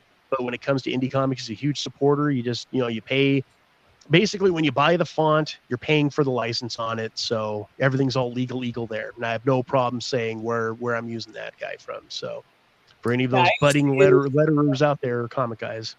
I really liked. I used to use a lot Acme Secret Agent. Use that, and then Anime Ace, and then recently, what was it? Our friend, the late Dan Necrosis, he gave me a folder full of other fonts that he gave me. I can't remember the names of them. But there's so many different ones that are not from Blambot, and I've been using those. So I try to change it up because there's so many good ones. I try to change it up a little bit just to. Each book has its own distinct feeling, Oh, sure. Yeah. Well, and yeah, I mean, there's a ton of different. I mean, I've went out and just got different fonts because I wanted like a it's certain just fun. style of thing.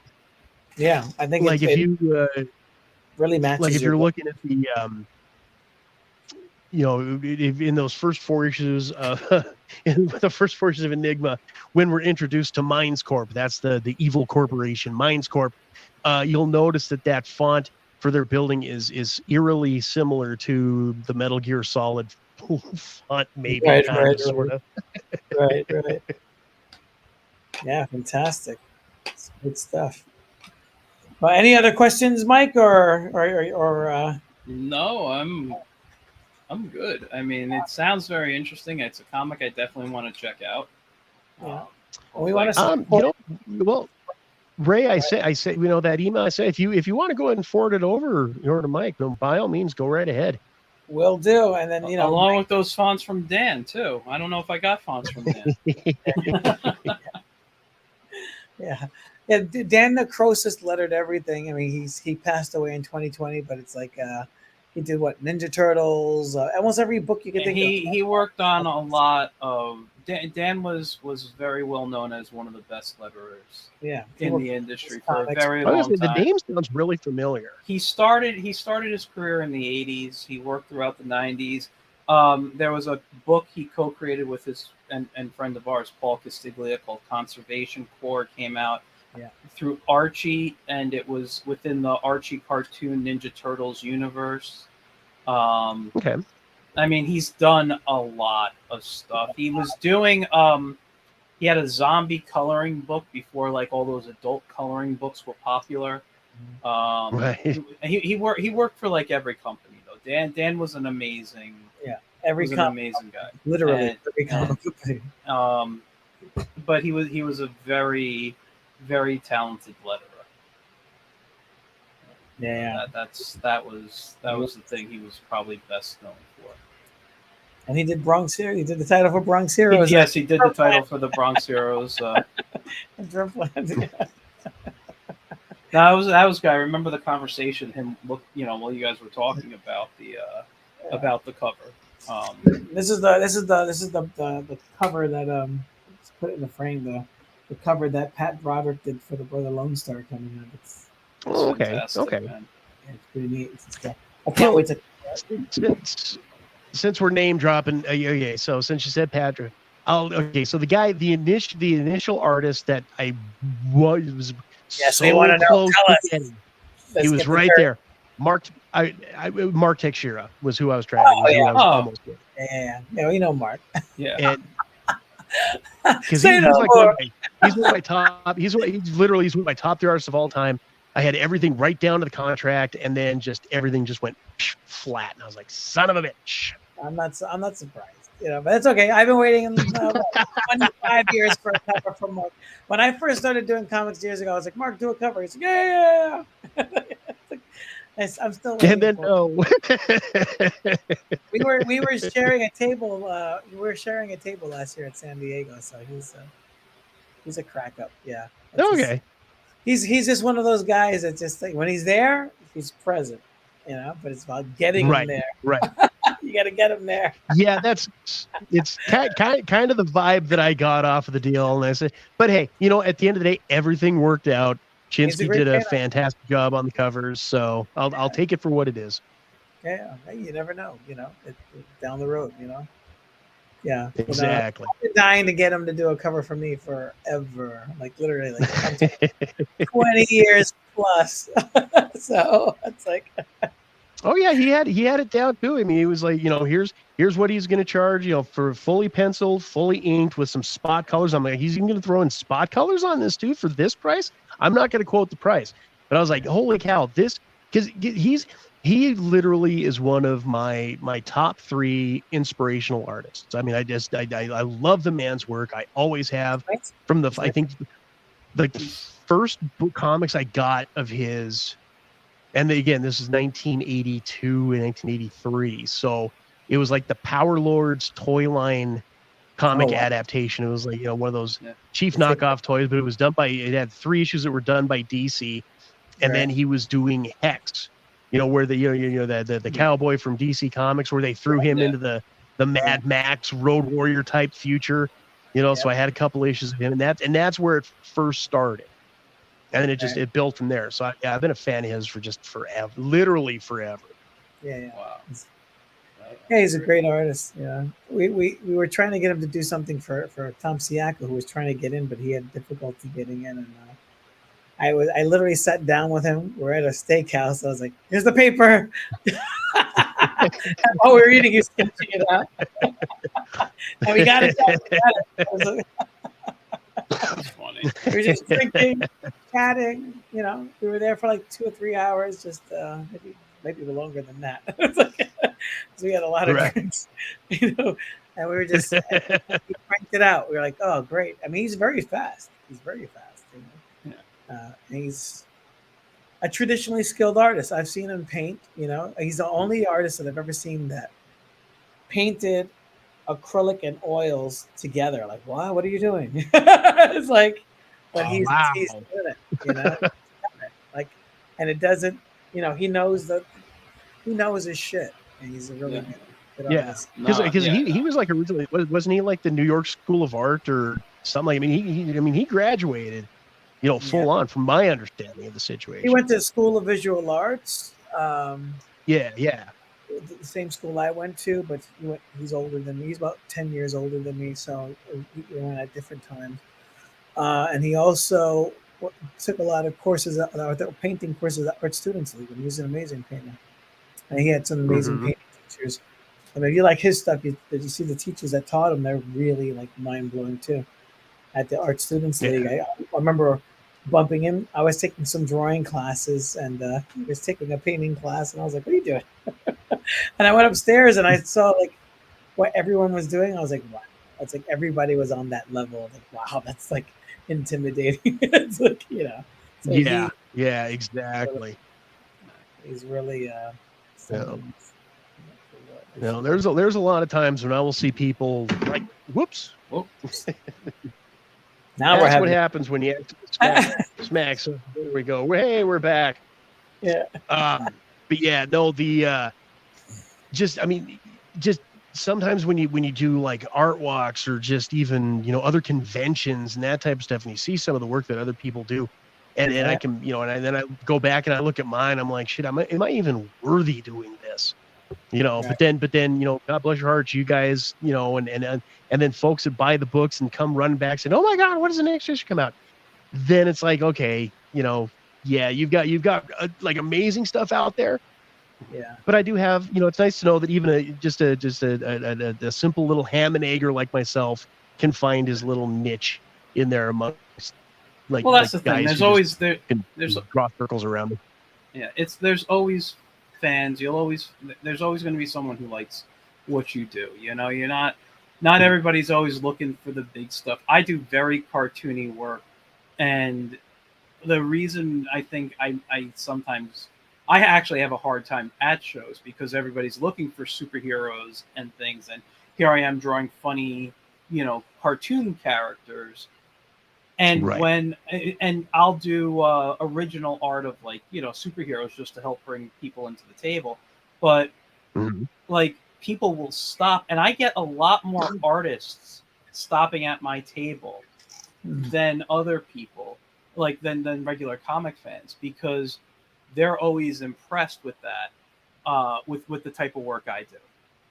They're more impressed because they're like, oh yeah, they could be drawing Superman or whoever, and they'll be like, oh man, this is fantastic. I wish I could do this type of stuff. And I'm like, and in my head, I'm sitting at, yeah, but you're the one making the money.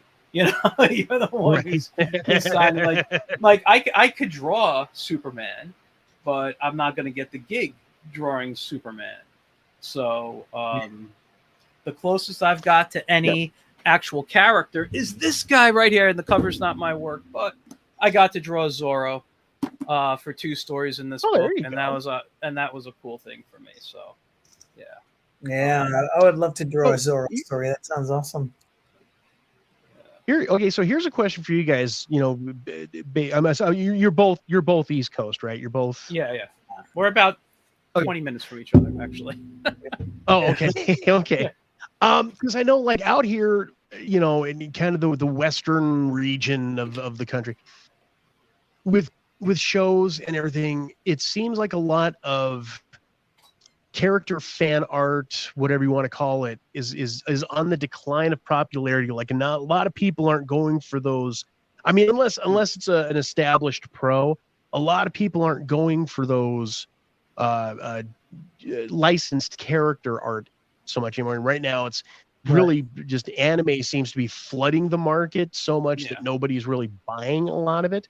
I know for myself, I started doing art prints, and there were a lot of you know, there were a lot of space-based digital art prints. I was going to try to do oils, and I was like 6 months in, and I'm like, I love doing oil painting. I just started doing it, and I love doing it, but it's definitely not art print worthy if Yeah, that makes sense.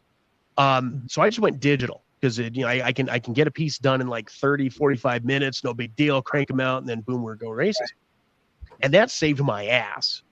So it seems like a lot of people are really looking at more, something different, something original, whether it be digital art or, line drawing, whatever it might be, but something that isn't character based, but original. How are you guys seeing that out there? Is it still licensed character heavy at the artist alleys, or are people looking at more original stuff? I think so. I really hate selling prints, but I do make them from time to time. But it's not a big push with them. I'll sell maybe one or two, maybe three the most at a show. But it depends on the show too. I see people are always buying a lot of the Spider-Man or Batman prints or anything like that, or even people doing commissions. They do a lot of like mainstream characters, which. We just met, so it's like I was sued by Marvel and DC, and I was in court with them for 4 years. So I really don't like drawing any of this stuff. So no, that's understandable. Good God, that kind of put the kibosh on that for me, and I never. Right. And I'm a big fan of both companies' characters, but I really don't like the company itself. So I don't try to promote them. Right. And I take there's a lot of people that worked for Marvel and DC that do the artist alleys and the small press, and they don't even promote. They promote their own independent stuff. They don't even sometimes mention that they worked on those other projects, and they do very well. Of course, if they mention who they are, they do better. But they don't like to promote or sell the stuff that they did for Marvel or DC. They still want to promote their indie stuff, Sure. So. It all depends, Yeah, I kind of see it a little different because Ray and I, we don't always do the same shows, and the shows that I've been at, and I haven't been doing shows really lately, but I've recently been at a couple of shows, and I still see print artists there. Yeah, and that has bothered me for years. When I first started doing shows, I did have some prints, and it didn't take me long to realize. I don't want to make money off somebody else's character. I'm trying to build a brand. I should be selling my own stuff. But getting to your point, yes, and our friend Dan, who we talked about earlier, passed away, had a term for these people, and they're called print pirates. And listen, I'm not knocking anyone who does it. If that's how you make your money that way. Mm-hmm. But I don't believe I should have the right to sell imagery of any character I have not worked on unless it's original. Like I will do, like I said, an original Superman, and then it's a one of a kind, and that's it. But I won't do like, oh, that Superman came out good, I'm going to make 100 prints of them and sell them. I'm not going to do that. Right. So, but what I've seen also on the up is you were mentioning like the manga style and stuff. I see people drawing mainstream characters in that style and selling. The other thing I see a lot going is fantasy art with the re-emergence of like D&D and pop culture. People are loving seeing dragons and warriors and wizards and whatever, and that I have seen more become popular. And there's a couple of people I follow on social media, and I've seen them draw stuff. One of them was actually in the Zorro book with me, but I've never seen them draw fantasy, and now they're just knocking off fantasy art like crazy. Almost every day I see them post, new piece. Yeah. Well, because like I said, I started as a lark just to see, try to supplement, the table. Because again, just trying to push Enigma, and again, so I just did like a bunch of original space art, planets and galaxies, and landscaping, northern lights, all this type of stuff. Yeah. And like I actually run the numbers, and when I sell, when 25% of my actual number of items sold equates to 75% of the money that I've brought in, I'm like, okay, maybe, going this route. Like I said, all original art. And then it's funny that you brought the fantasy thing, because as we were walking around the Spokane show, and this was the first show I was doing these art prints on, And we were walking around. There's like all this manga, a lot of comic book stuff, but there was literally nothing with fantasy. And that's me and my buddy, him and his wife had come and helped me do the show.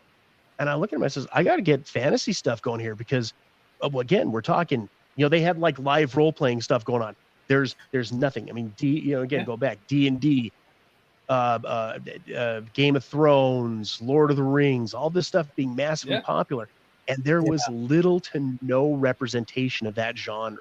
So that's kind of when I get geared up for, Idaho or for Boise next year, I'm going to try and get like 5 or 6 different fantasy prints done and try to sell them that way. Because on our end, it sounds like it's really hitting East Coast wise, but I know on our end, or at least for the show that we were doing, it is an untapped market. Yeah. I'm actually working on it myself. I also play a lot in the world of public domain characters, so there's a lot I can pull and build branding off of. Like even just keep it. Okay, Ray, you keep doing. Okay, I'll talk. But it's what I've been looking at is like even taking mythology, and I could build a series of prints off myths. I can build them off nursery rhymes, fairy tales. I could literally build a series of stuff. So that's what I'm kind of researching right now, in the sense of what stories do I really love that I will have, that'll be fun for me to draw. Because if I was to pick something, and I'm just using this as an example, but Cinderella, and I actually enjoy the original storyline. I'm actually a fan of Disney's version too. But let's say I didn't like Cinderella. I'm not going to want to sit and draw it. And if I had to, it's not going to look as good as if I chose, a story of Odysseus or something, which I'm really into, because that I will have fun drawing, and I'll really get into it and put all my heart in, into a piece like that. Whereas I can't do that on something I don't like. So I'm just kind of going through the stuff that I enjoy, what is public domain right now, my love of fantasy, because of there's the Link picture behind me. Normally that's a Lord of the Rings movie poster. It's actually behind it. Okay. I just switched it up because literally on every wall in here is something, Tolkien. I'm a huge Tolkien fan. Sure. But I can't use hobbits, and I can't use certain names that is in the Tolkien copyright domain or trademark domain, So if I could do what they would refer to as a halfling, in D&D or something, because D&D, I don't know if you know the story, they got sued, they had to remove the word hobbit from their books, when they first came out. But I could do what they call a halfling, and I just don't make it D&D. I mean, I don't make it, Tolkien-esque. I make it my own version, and I can end up selling a Hobbit illustration technically. So, I got to look around and see what would pass, And I love drawing all those types of characters. They're incredibly fun for me. This is something I bring up a lot. I'm not a big gamer. Haven't been a big gamer my whole life. My first job was making video games. So I kind of got out of playing and enjoyed the behind the scenes more. But as a kid, my all-time favorite computer game was called King's Quest. Now, King's Quest, do you remember that with Sierra's King's Quest? It was Yep. I couldn't remember if it was Sierra or Broderbund. Yeah. Borderbund. Yeah, I could never pronounce it right, but I couldn't remember which company did it. Yeah. And I was never a big growing up, because I didn't have a computer, so I wasn't a big computer guy. I just remember, I think it was like King's Quest 4 or 5 that actually came over to the Nintendo in the late 80s or some. I don't remember. I always played them on a PC. So well, it's Nintendo 8-bit system. Stick with the computer. It's not a good translation. That game introduced me to the world of fantasy. That game introduced me to fantasy. It introduced me to mythology, fairy tales, because things that happened, they kind of took all that and kind of blended it together. And I was like, wow, this is awesome. This is all, and ever since I was getting that, that's where my love of fantasy comes from, that game specifically, Sure. and when I draw, and even though I draw, cartoony stuff, is he around? I'm not even going to reach him, but if you can see that little wizard guy behind me. That's Right. that's my character. I draw more like that, and it's I'm just thinking, do I go more? And this is where I'm coming from in my prints. Do I do it cartoony and fit that style, or do I go to more of a like when I illustrate Zorro, which is kind of comic / animation piece. I'll show you just a picture in here it's one of my favorite pictures that I've ever illustrated as Zorro. It's funny, I'm not a big horror fan, and the 2 stories I got were monster stories. So where is it here? I think it's back one page, or no. I'll just show you, because this is kind of like, and it was all in black. It was all in grayscale. This book here. So here is Zorro up against a vampire, and Oh, okay, right on. so I'm Okay. like, do I go that style, or do I do it cartoon? So like, I got to think like, what how would my prints look good? How do I envision them? And, so I'm back. I had to use the restroom. that's something you want to advertise. I actually didn't realize we were on this long. I should go soon. It's almost 10 o'clock. I drank Holy- 3 bottles of holy cow. water. 3 bottles of water. Yeah. I still had stuff I want to do. So I gotta head out in a moment. Well, let's wrap it up. TJ, great to have you on. It's really awesome. Yeah, it was great Indeed, meeting you. I'll make sure. Yes, indeed. I'll make sure we connect on if you guys are both. I know Reyes. I figure both of you are on the Facebook. I'll make sure to connect with both of you, so then that way we can stay in we touch can- there, because I definitely love to do your show as well. Yeah, totally. Yeah, Getting Tune's a great show. Thank you. I I agree, it is, but thank you. It's not. Definitely. No, definitely. Thanks for having me on, guys. I appreciate it. No, you're welcome. So hang back, guys.